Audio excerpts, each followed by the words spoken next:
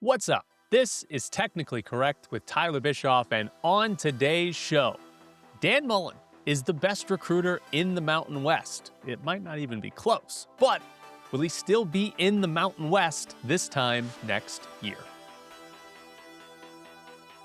It is the off-season for everything college sports except for the College World Series. But that means recruiting is the most important thing happening. UNLV football had a big weekend in terms of visits and ultimately commitments. They have had 7 high school players commit in the month of June. That's for the class of 2027, by the way. We're looking a year into the future. This is not going to impact what's happening this upcoming season for UNLV. Of those 7, I believe 6 of them came after this past weekend where UNLV had a bunch of players in on a visit. Quick little rundown of the 7 they've gotten in June. 4 of them are unranked by 24/7. 3 of them are 3 stars. Important note, because this is the class of 2027, those recruiting rankings are still likely to change between now and signing day when we really get into who has the best class and all of that. Probably easier for kids to go from unranked to 3 stars than anything else as well. It's June. We're talking about the 2027 recruiting class. Plenty is going to change. But as of now, UNLV has the best recruiting class in the Mountain West for the 2027 class.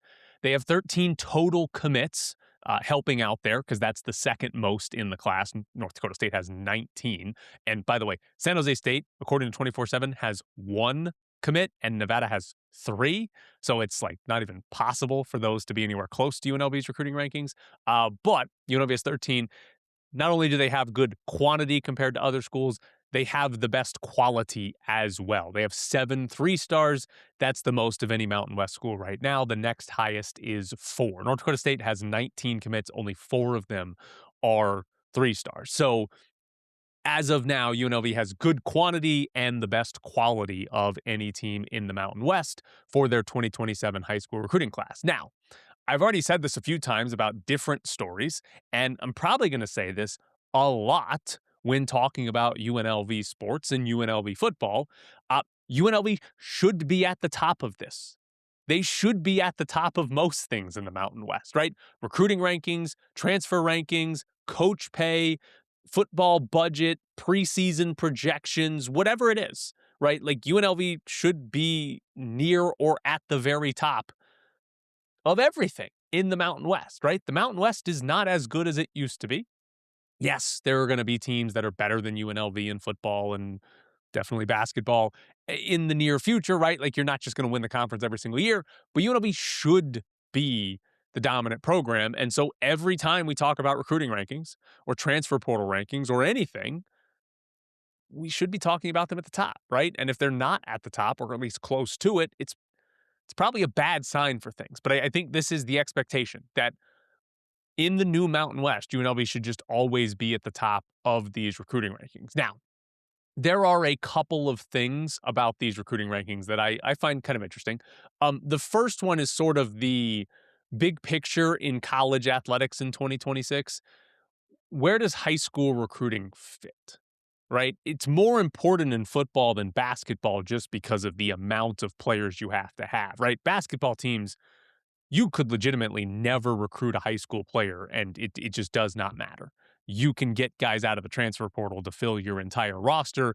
Compared to football, it's not going to be as difficult. So it's more important in football. And the interesting thing is, if you look at UNLV, last year, so Dan Mullen's first year, they had a ton of turnover, right? Last year, according to 24/7 Sports, UNLV had 60 new players that were transfers or incoming freshmen as recruits, right? 60 new guys. This year, that number's still high, right? It's 47, but it's not nearly as high as 60. It's more in line with the rest of the conference, right? So it's not as high. There's more continuity under Dan Mullen in year 2. But the thing that I kind of want to look back a little bit at last year, and this is one UNLV season, so it's a small sample size, but I think it tells the story for a lot of college programs and fits in line with the narrative that we're seeing with the transfer portal, but how much do freshmen actually impact a team, especially a team like UNLV, where you're not going to be getting the 5-star recruits, right? You're not going to get the high level guys that can come in and make a difference right away. But last year, right, UNLV had 18 incoming freshmen. Not a big number, but 18 incoming freshmen.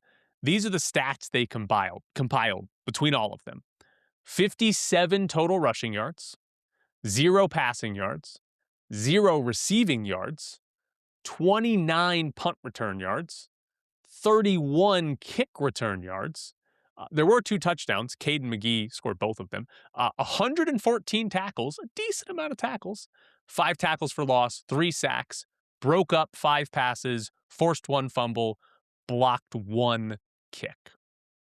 So there's a good chunk of tackles in there, right? 114 is not nothing. And I should point out, Caden McGee, his rushing touchdown was a game-winning overtime touchdown against Utah State, and he blocked the punt. He also, a different punt block, recovered it and ran it in for a touchdown. That's really good. Like, that is like, those are impact plays in a small sample size. So should shout that out. But overall, the freshman class, there's not a lot there. There's not a lot that the freshman class actually brought to UNLV. I think it's fair to generalize and say you can get some depth. Maybe you'll hit on one really good player or 2 as freshmen, right? But most likely you're looking at depth, and you're hoping that returning players and guys you bring in the transfer portal, that's going to make up most of your starting 11, if not your entire 2 deep. I said starting 11. It's World Cup time. But that's going to make up most of the guys playing the majority of your snaps. And you're probably hoping that, hey, we're bringing you as a freshman. Maybe you play a little bit as a freshman and then more as a sophomore. And if you actually stick around, you're starting as a junior and senior. That's not going to happen as much as it used to, but you can probably still get some players that do that. So it matters, right? You need depth, and you might need that 1 or 2 impact players. You need the Caden McGee type of plays throughout a season, right? So like it matters, but it's not super important, right? Like if you have an injury crisis at a position, it's going to matter. If you whiff on some transfers, it's going to matter, right? Like you're going to need that depth, but it's more about sort of filling the roster than it is it's sort of raising the floor, not so much raising the ceiling, I think, is the way to look at it. So it's still important in football, but I don't think we're going to be talking about UNLV went to the college football playoff because of the high school recruiting class. Like if they go to the college football playoff, it's because the transfer Jackson Arnold comes in and is really good as a transfer quarterback, right?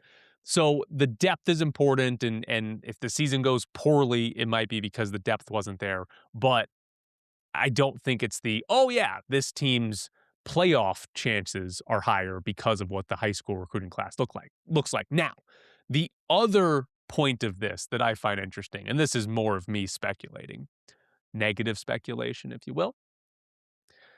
Dan Mullen's getting commits for the class of 2027.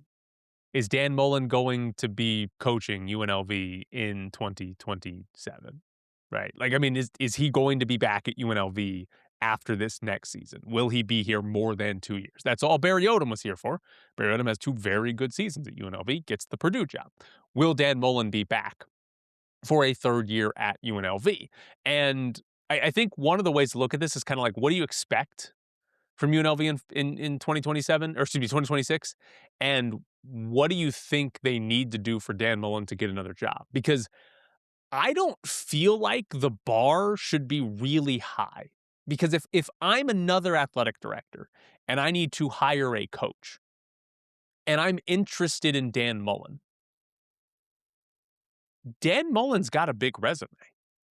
Dan Mullen is not a guy who's only been coaching for 2 seasons at UNLV. Dan Mullen has coached at multiple SEC schools. You know a lot about Dan Mullen regardless of what this year's UNLV team does. So I don't think this year is like, if they have a disappointing year, Dan Mullen won't get hired anywhere else. I don't think that's true. Now, if they're like 1-11, yeah, okay, something went horribly wrong and Dan Mullen's probably not getting a job somewhere else. But like, if this team goes 8-4 in the regular season, that would be a disappointment. But I don't. If I'm another athletic director, I'm not looking at, oh, he went 8-4 at with UNLV, I can't hire him, because I'm going to be looking at, all right, well, what did he do at Mississippi State? Oh, he was really successful at Mississippi State. What did he do at Florida? Florida's had some problems, but Dan Mullen wasn't great at Florida, right? Like those are the things I'm looking at. And then last year, UNLV was very good.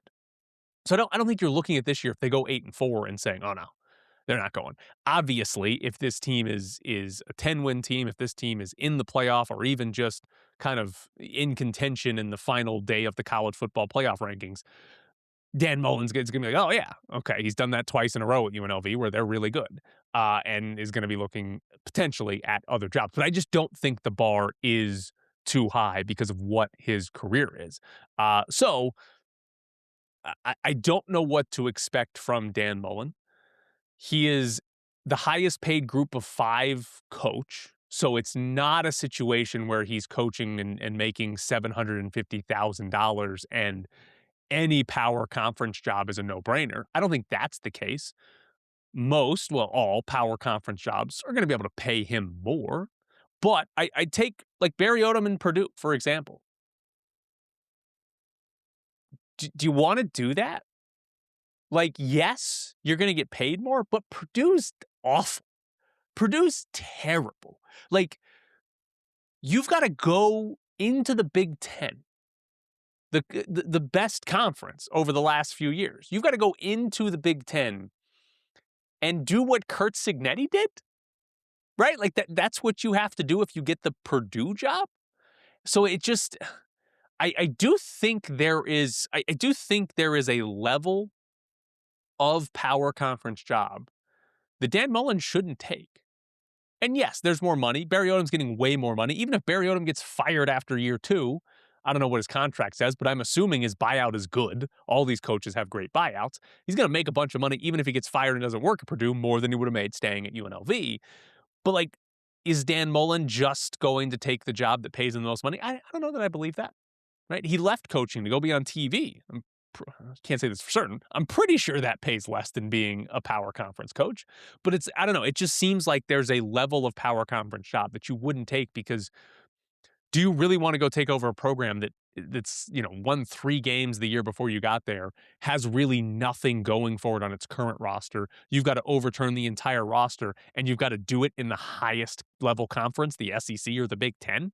And it's like, oh, for us to have success, we have to beat like 3 top 20 teams every year to go to a bowl game? I don't know. It just seems like you wouldn't want to sign up for one of those low level power conference jobs. Now, you get to the medium tier power conference jobs and you just need a couple of things to break your way, and all of a sudden you're in the playoff conversation, especially if it goes to 24 teams. I think that's an obvious one. But the Purdue level job, ugh. Gross. Like in all seriousness, if this wouldn't happen, it would be funny if it happened. But if Purdue fired Barry Odom after year 2 and offered the job to Dan Mullen, I just don't think you take that. I think you say, no, I don't want to go 2-10 for the next 3 years. I'd rather stay here. And that's the thing about UNLV and staying in the Mountain West. I've told you there are some good signs. I think they should have gone to the Pac-12, but there are some good things of staying in the Mountain West, and one of them is you should probably win a lot here. And if Dan Mullen sticks around for a couple of seasons, they're probably going to keep winning, right? Like it's probably not the smartest way to go about it. If you get a job you want, you should take it and not wait around for a better one. But like, UNLV probably should be at the top of the Mountain West this season and the following season, and then the season after that. Like, yeah, you're probably not going to win 3 straight conference championships in football, but 8-4 might be the floor for all 3 of those years. And if you can find a playoff run in there, a run to the playoffs, because there probably won't be a playoff run, that would be really impressive. But if you can get to the actual college football playoffs in there, that's incredible. So that's the other part of this that I think is fascinating. I know it's early June, middle of June, and I'm out here like, oh, the coach is going to leave. It's June. Get over yourselves. One last thing on football recruiting. This is one that I hope happens. This is not actually a UNLV commit, but Donovan McNabb Jr., yes, the son of former Eagles quarterback Donovan McNabb, He's a wide receiver, not a quarterback. He's a 3-star recruit as well. But he's been to UNLV. According to his Twitter account, he came for the spring game, and then he was here for a visit in June. 24/7 has him on his 24/7 page, says he's warm to UNLV, which has got to be one of the worst ways to make recruiting prediction is, he's warm, he's hot. Is there a cool and a cold? I don't really know. He does have some power conference offers, but it's not the top tier power conference offers, right? Like there's some Arizona, Kansas State. I think the best two would look like were Washington and Iowa. So, those better programs than UNLV and probably pay more money if he goes there. But maybe he's a bigger priority for UNLV. Maybe he's sort of a backup option for some of those schools. I don't really know what the situation is there. But I kind of hope UNLV lands Donovan McNabb's son. I feel like that'd be fun. And then if UNLV has bad quarterback play, we can say, hey, can he throw the ball like his dad? Let's get him back there. Let's get him over there and play quarterback. So that's one to hopefully watch out for, because apparently UNLV might be able to land him because 24/7 has him as warm to UNLV and to nowhere else. All right. Couple of random things here to wrap up the show. First off, the World Cup has started. Did you know there could be 3 red cards in the first game of the World Cup? That's fun. The United States plays today to open their World Cup campaign. I am going to the second and third U.S. games, which are next week and then the following week. Possible, likely. I only have one show the next couple of weeks because I'm going to those games and traveling to Seattle and then LA. So if you're like, where are these shows? It's because I'm watching soccer and it's the World Cup. And that's who wouldn't want to watch the World Cup all day, every day for like a month straight. It's going to be awesome. So watch the World Cup. And the United States is clearly going to win the World Cup because we're going to be awesome at soccer for once. Also, I forgot the A's were here for this week. And then Monday, it's like, they're playing baseball, and it is 15-14 in the 12th inning. What a great sport. I'll give you one take on the A's here. The AL West is bad. The Angels have bad ownership, and it just doesn't seem like it's going to happen. The Astros are on the downturn. They're probably not going to the playoffs for a while, which leaves the A's competition is the Mariners and the Rangers. I don't think the Rangers are going to be that good over the next few seasons. They're probably not going to be bad, but I don't think they're going to be that good, which the main competition is going to be the Mariners, who aren't great. They're fine, but they're not great. I do think the A's over the next few seasons have a legitimate chance to be the best team in the American League West. The Mariners will probably win it this year, but I do think the A's have a good chance. Now, the curious part will be, can they get enough pitching? They've got good offensive players, and they've got good offensive players signed for multiple years, although the Brent Rooker contract's looking pretty bad because he's having a struggle of a season. But they've got good offensive players. I don't think there's too much of a concern when they come to Vegas. The offense will be bad. I think it's going to be a good offense. It'll be, can they get pitching? Right now, they're in Sacramento. It's a hitter's park. It's hard for them to pitch. Their ERA is like a full run more on the road than it is, at home than it is on the road. When they play at the ballpark on the Strip, the hitting shouldn't be as ridiculous as it was when they played out at the Aviators ballpark. But it'll probably still play a bit more offensive. I haven't seen the dimensions. I don't know if they've put out the dimensions, so that'll have a big impact as well. But it'll probably be a bit more of an offensive park than a pitcher's park. Will they be able to get enough pitching to actually win a division and get into the playoffs and win some playoff games? That'll probably be the biggest key to whether the A's are good once they move to Vegas. Also in college sports, Texas Tech is pulling off one of the funniest weeks of an offseason you've ever seen.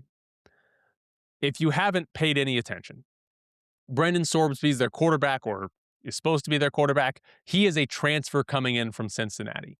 Sorbsby was found to have gambled on his team's games. He was at Indiana initially when he did that, and a whole bunch of other things that he gambled on. But he gambled on his own team's games, which is very clearly you don't get to play this sport anymore infraction. Texas Tech found a judge to overrule the NCAA's eligibility and say, no, you can't say he's ineligible. So he's now eligible. He's got a 2-game suspension, and then he's eligible after those 2 games. Since that ruling, pretty much the rest of the college football world has been like, we don't like this, right? The Big 12 is having meetings to figure out, should they not play Texas to make them ineligible? What do we want to do with Texas Tech? They don't really know. We've had athletic directors at I think it was Nebraska and Georgia, I think it was, came out and told their coaches, do not schedule Texas Tech in any sport, right? Like it is just everyone is like, Texas Tech, you guys suck. And the reason it's become so funny is while Texas Tech is getting ripped by everyone, Texas Tech is out here trying to play the victim, right? We've got the coach of Texas Tech, and then Cody Campbell, who's the super rich donor that keeps giving them a bunch of money, who you see on these commercials that's like, we need to save college sports. Anybody who does a commercial that says we need to save college sports is probably full of shit, but he's that guy.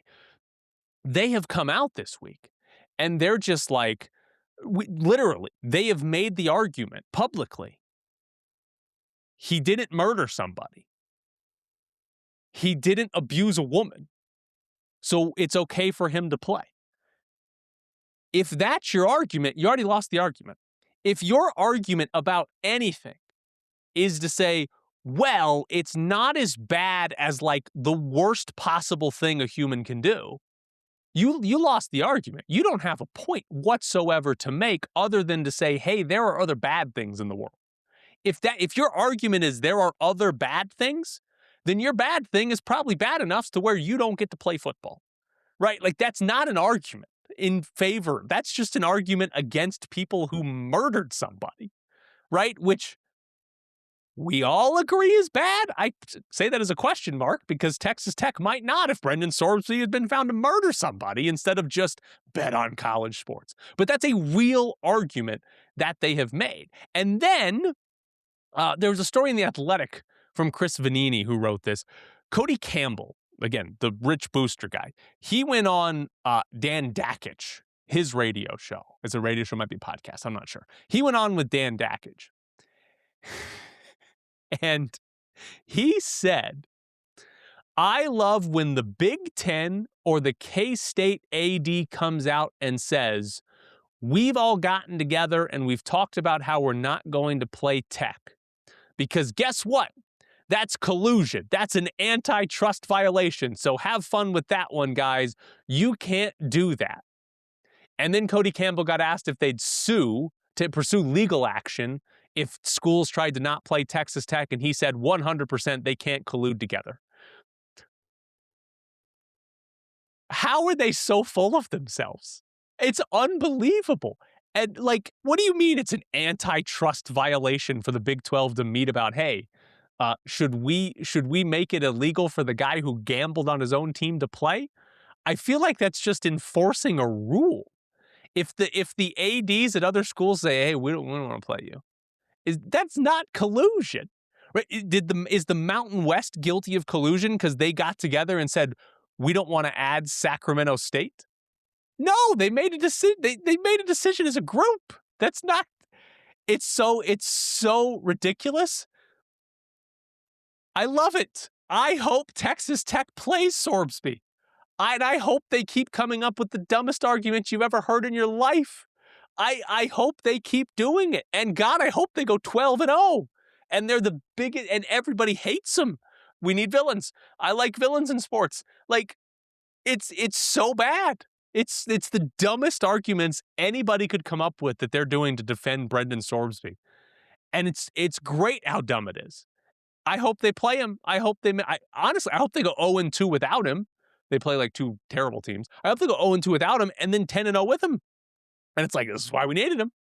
And then it's like, what do we do with this team? They've got a guy who probably shouldn't be playing, but they're undefeated when he does play. I hope it's the dumbest thing we've ever seen. Last thing for you on today's show.